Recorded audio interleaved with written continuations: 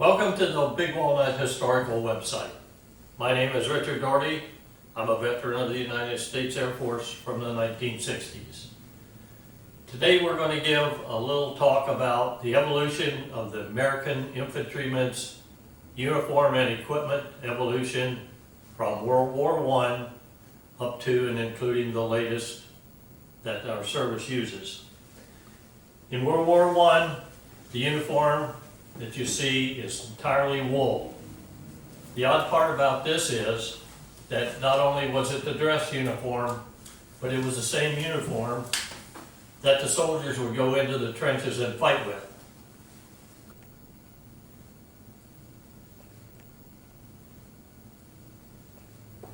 After World War I, there was an evolution of combat fighting gear, and they came out with what's called the olive drab. Now, the olive drab was used all the way up through World War II and even into the 60s. This particular shirt I wore in the 60s when I was in the Air Force, but it was the same color and shape that the Army and the Marines used. As we got close and got into Vietnam, this camouflage didn't work well, so they came up with what they called the jungle pattern, and the combat uniforms were changed to look like this. That remained in effect until we started getting into the areas over Saudi Arabia and those other countries, and they came up with what they call the desert tans.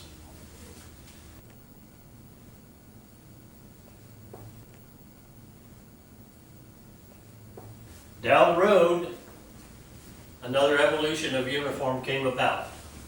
This is the latest that the United States Army had up until about 1 year ago. They changed to a different pattern, and it roughly resembles the Vietnam pattern, except it's in a lighter color. The combat personnel were issued steel helmets. This particular one was what they called the doughboy helmet. It was the World War I, and it was patterned after the British combat helmet. That was in existence up to just prior to World War II, where the steel pot came out. Steel pot has a fiber insert with a steel pot over the outside. They would put netting and stuff on it to hold twigs and branches to help camouflage. As we got closer to the 9/11 period and thereafter, the Kevlar helmet came out. Kevlar helmet is totally synthetic. Surprisingly enough, it does a far better job than the steel pot and weighs less.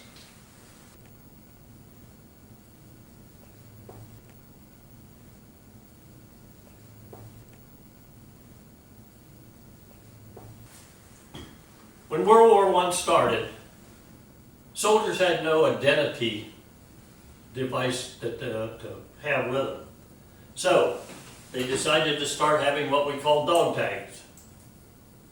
In World War I, there was such a demand for identification of the soldiers that the soldiers were given little blank aluminum pieces and a set of numbers and letters punches, and they would sit down, hammer out their own name and their service number into the metal. World War II came around, and the government started printing or stamping into metal pieces the name, the service number, your blood type, when you had your last tetanus shot, and your religious convictions. Each military person was issued 2 tags. One was to remain around your neck, and if you were killed in the line of duty, they would take the second tag off and send it back to let people know who they're working with, while the one stayed with the body. The old story was that this little notch in the top was stuck between your teeth, and you kick that in there to stay with the body so it wouldn't be lost. That's an old wives' tale. The hole and this notch were used by machinery to stabilize the piece while the machines that stamped the numbers in went into effect. Down the road, because two dog tags clanking together made a lot of noise. Modern day soldiers have dog tags, but they either have a cover like this or a rubber ring around them so that when they swing and they can't make noise.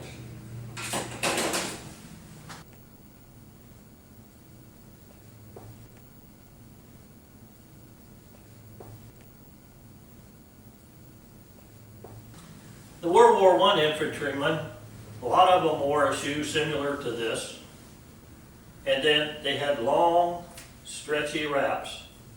They would start at the top, they would wrap them around all the way up over the calf to below the knee. They made advances in footwear, and in World War II, they came out with a higher top boot.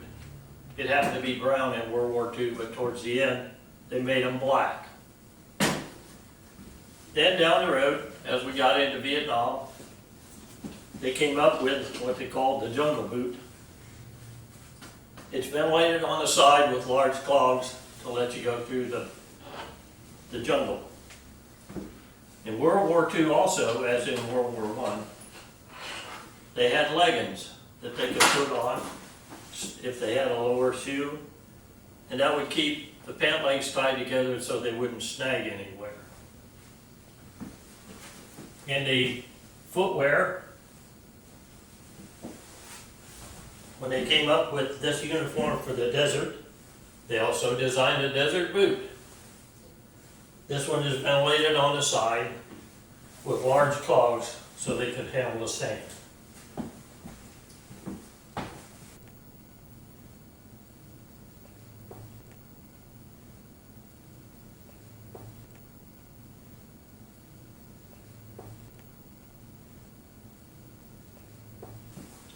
In World War I, food was delivered hot from field kitchens back behind the lines. And each person had a mess kit. The mess kit contained a part that you could heat. The top was actually a little tray. And you had inside the table service: spoon, fork, knife. World War II. The design of the base is exactly the same as World War I. Made a little bit of an improvement in what you ate out of, but you had the same type of table service. Today's modern mess kit is exactly the same physical dimensions, has the same table service inside, but it's all stainless steel. The designs are basically the same, a little refined, but a more modern metal.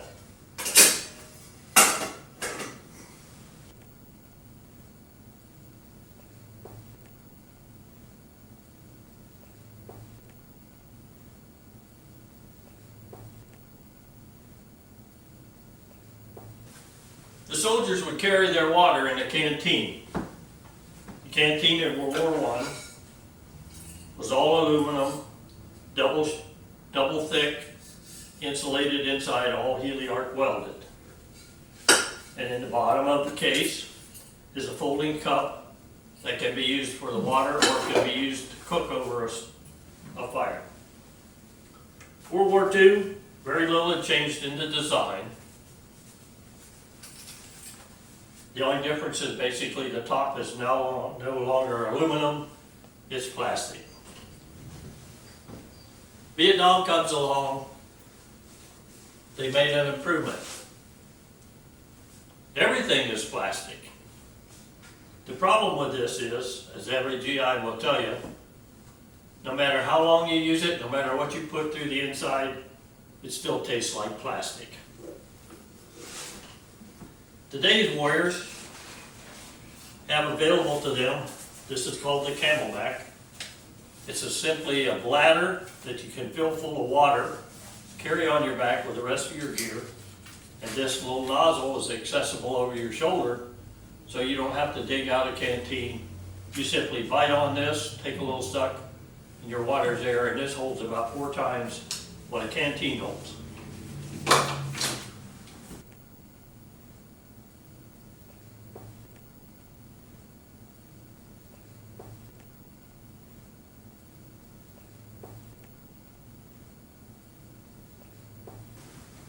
World War I,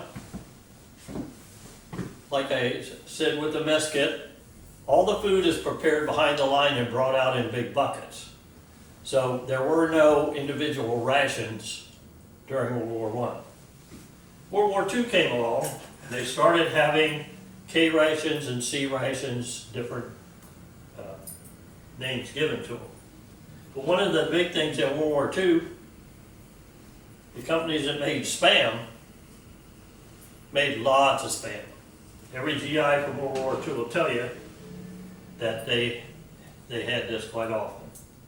They would put other things up in cans. Here's crackers. Here is cinnamon nut rolls. Here is cheddar cheese. All of these were accessible through the use of GI's friend, his little pecan opener, which you simply put on the side and work it around, the can's open.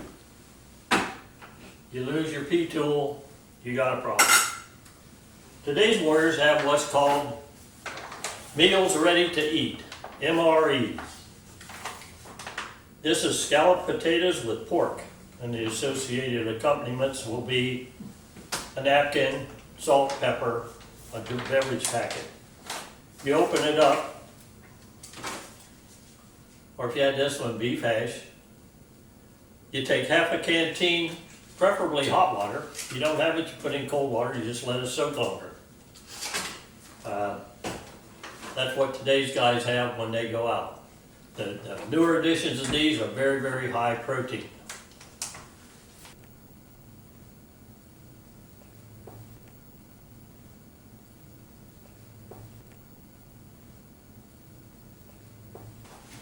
World War I was prevalent for the enemies gassing each other. So they came up with gas masks. This particular World War I one, which is fragile, simply this bag hung over your shoulder, you would pull the mask out and put it on, leaving the bag to carry the canister. Later designs had a self-contained replaceable filter that you could just unscrew, put on another one. It didn't require any additional bag other than to carry it alongside yourself.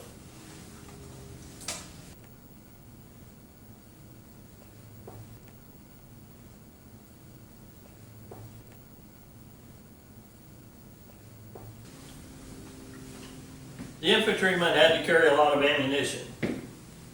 In World War I, they designed a cartridge belt, which would hold 10 5-round clips. And it also was designed with holes along the bottom to carry first aid equipment, could carry your canteen, could carry your bayonet scabbard. When the M1 rifle came out, it had a different kind of clip, so they had to modify it a little bit, but the same basic design prevailed. And it also could carry all of the auxiliary equipment.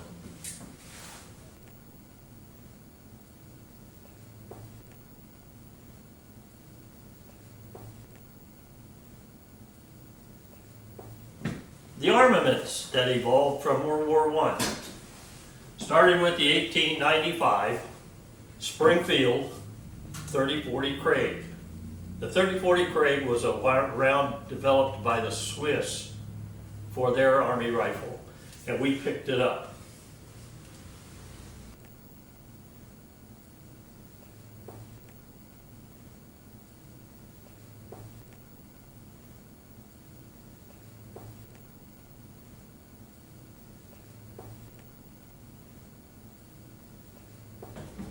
When World War I was getting ready to start to go, they had already converted to the 1903 A3 Springfield rifle in 30-06 cartridge.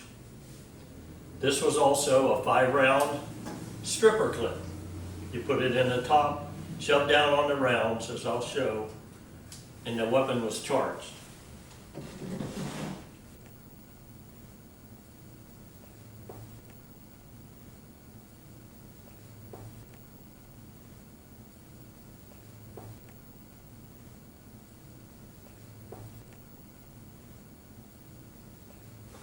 In World War I, the typical bayonet was this big, and it went out on the end, made quite a long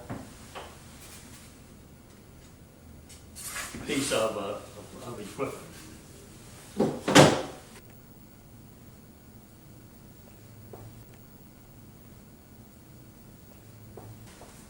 As World War II got close, they wanted something besides a weapon that would shoot 5 rounds, but it would be faster. The M1 Garand was developed. This holds 8 rounds, semi-automatic. It's also clip fit from the top. General Patton said that this was a weapon that won World War II. Its bayonet evolved from the bayonet on the 1903 A3. The same basic bayonet will fit either this weapon or this weapon, and they'll both switch. But they felt that they didn't need it to be quite as long, so they simply cut the blades down. This was a primary weapon up through and just before the brink of Vietnam.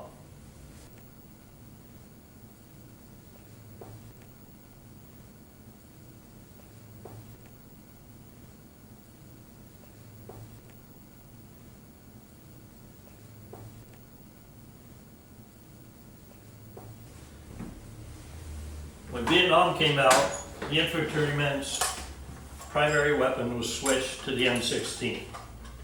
M16, semi-automatic, select fire, fully automatic, and held a 20-round magazine.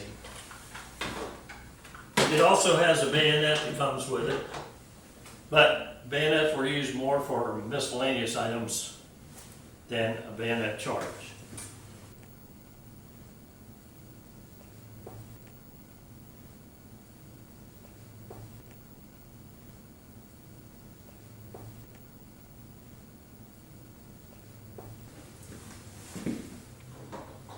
The 30-40 Craig round was a 30 caliber, rimmed cartridge, and in order to charge the weapon, you had to open a port. You had to manually shove them in one at a time. When the Springfield came around, the Springfield had a stripper clip, held 5 rounds. You push it down through the top, and then the carrier on the back is stuck back in your pocket if you could at time, so that you could put more rounds in it later. When the M1 rifle came out, it's an 8-round stripper clip. You put the clip down in the weapon, and the clip stays there until the 8th round is fired, and then it ejects out the top. Kind of lets you know when it's empty. One unique thing about 30-06 during World War II, this is a clip of cartridges from a Japanese 7.7 millimeter, and this is the clip of 30-06 cartridges. If you notice, the Japanese one is just a little bit lower. Well, they found out that during the war, brass was so hard to get in Japan during the last part of the war that they were running around picking up once fired U.S. Army cartridge cases, machining the tops off, resizing them, reloading them, and using our own cases to shoot bullets back at us.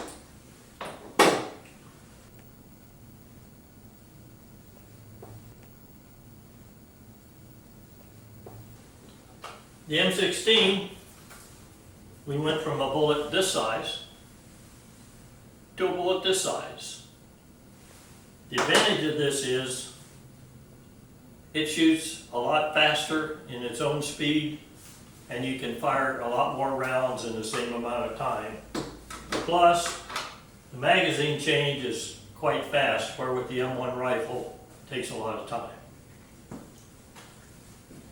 A few little oddball things pertaining to the military was the light beacon flashlight.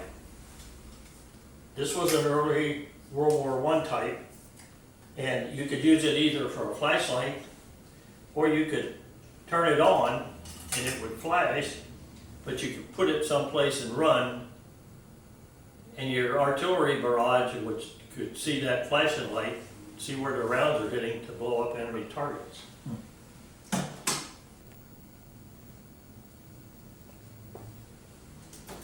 If you happen to be in a place where there was a lot of ice, like the mountain divisions in World War II, these were used to strap on your boots so that you could walk on the icy mountains.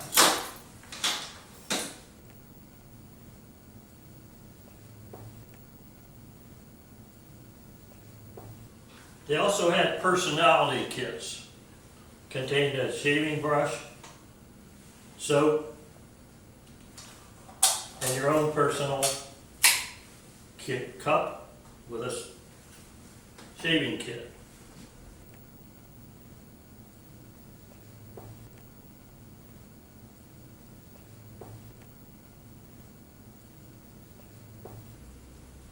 A typical field compass from World War I and a 1950s vintage Korean War era compass.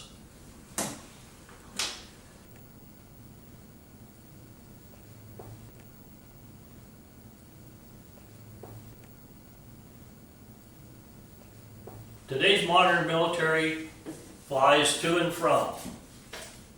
The older military people had to rely on ships. In this picture is the USS Washington.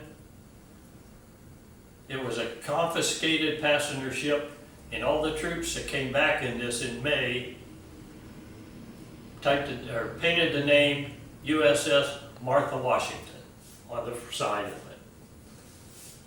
So that's been the evolution of the uniforms through what the personal soldier would have gone through had he went from World War I all the way up to today.